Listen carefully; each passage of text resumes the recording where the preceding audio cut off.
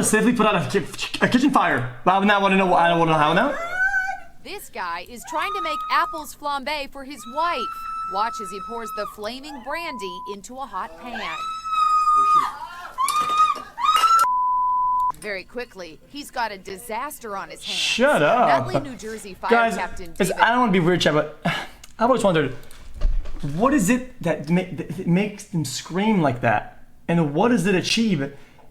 Dude, you can only make more mistakes when people are yelling in the back, dude. On his hands. Like, oh shit, I made a mistake. Oh my god, what am I gonna do? Ah! Dude, man! New Jersey Fire Captain David Hamilton says you should never ever transfer flaming alcohol from one pan to another. When you go to pour that, the flame is still going to want to come up. So as he's pouring, the flame is still coming out of the pan and going up, even though the liquid's pouring down. YouTube is loaded with other frightening videos of kitchen cooking catastrophes. Holy Cooking with oil can lead to grease fires, which are particularly dangerous. Can you believe this sudden burst of flames is the result of water being thrown on a grease fire?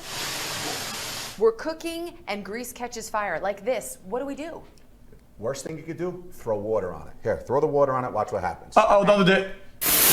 Damn! Oh my gosh. The greases will float on top of the water goes in, splashes it everywhere, makes a much bigger mess, much bigger fire. So, what's the proper way of putting out a grease fire? Oxygen. Easiest thing, put the lid right on top of it. In the case of a small fire, you can also use baking soda. Oh, wow. But the safest and most effective way to put out a grease fire is with a fire extinguisher. And Captain Hamilton says, when using a fire extinguisher, the word to remember is pass. You would pull the pin, aim at the base of the fire, squeeze, and sweep. Whatever you do, remember, when it comes to grease fires, water is definitely not the way to go. Oh my gosh. What do you mean? Dude, of course you have a fire extinguisher. It's very important, dude. You should always, every ever so often in your house, you should make sure that your alarms have batteries and you have a working fire extinguisher, dude. And in these rough times, smile. It'll save your life, man. Literally, it'll save your life. Oh, tips on how to survive a nuclear blast. Well, guys, I won't be able to sleep if I didn't know that. Kind of just have to know now. Any brothers?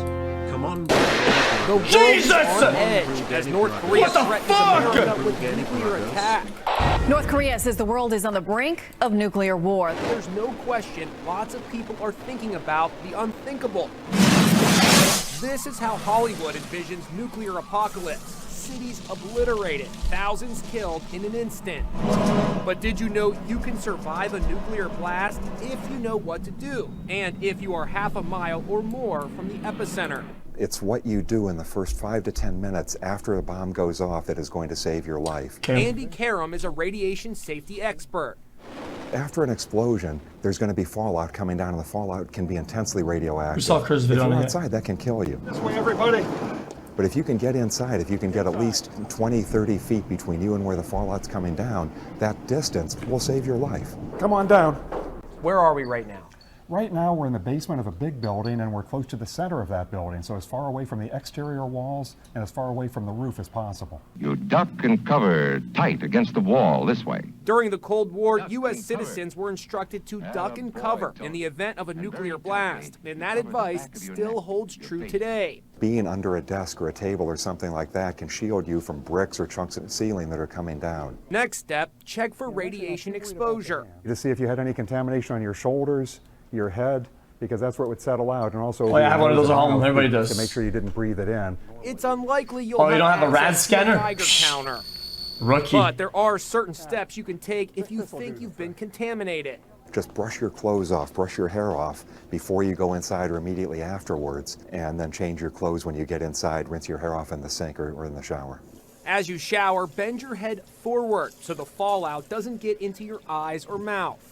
Experts recommend having an emergency readiness kit like this one packed with bottles of water, energy bars, a flashlight, and last but not least, a hand crank radio so you can pay attention to news broadcasts. They forgot the suitcase, the gun, the ammo. I like bringing the fucking mask down too. It really depends. It could be as little as 6 hours. It could be as much as 2 to 3 days until the radiation I made decays a to the point where it's video safe game to joke. leave. Inside. Tips that could be key to your survival if the unthinkable And the book. happens. The book is fucking OP.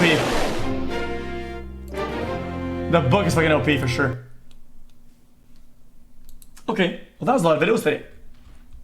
How about one more? Is it possible to think of trying reassemble? StarCraft 2? I think you'd be great at. Probably not. I used to play when I was young. Hey, why are you doing that? You've attacked my son's car 3 times. You pulled the sticker off it. Are you quite legal to park over somebody's drive?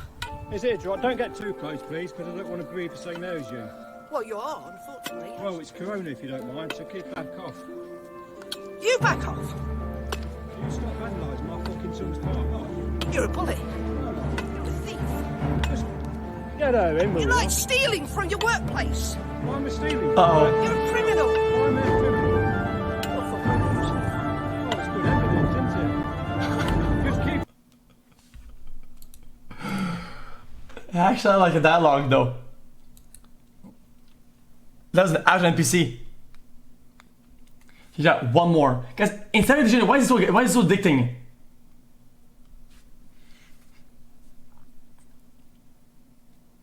One more. Documents that have been sliced and diced by a shredder? Shred? I like it though. Is yes, but it depends on the type of shredder used. Older model machines shred paper into long, thin strips like this. Inside Edition staffers tried to get an idea of what the FBI agents are facing as they attempt to reassemble the Michael Cohen evidence. And we were able to decipher parts of the shredded strips. I got a word. What do you got? I have Campbell. But some more expensive shredders leave paper in smaller pieces because they cut horizontally and vertically. Those pieces are very difficult, One but diagonally. not impossible to reassemble. How do you see words? I see nothing. I see batch total. Here's somebody's check number. There's actually software that reconstructs shredded pieces after they've been scanned onto a computer. Then there's this high-tech machine that shreds paper into tiny confetti. Well, you can't make out literally anything. Attorney Randy Zellen has worked on cases involving sensitive documents that have been shredded. This is the confetti. This is the, are you kidding me? This is not the fun moment for the special agent. But porn star Stormy Daniels' lawyer Michael Avenatti says he expects Michael Cohen's shredded documents to be reassembled. Well, from what I've gathered, Michael Cohen was so cheap that he didn't invest in a cross-cut shredder. He had a different type of shredder, so they're in the process of going through it from what we heard in court today. What secrets the documents reveal are to be determined. Guys, but it sounds like Cohen maybe... If you had extremely sensitive documents, why not just burn them? Like, not all of it, just the more sensitive one, you know? Why risk somebody fucking piecing it back together? Dude. I didn't see what you said in chat. I didn't take your answer. Why do you think I'm stealing your jokes, chat?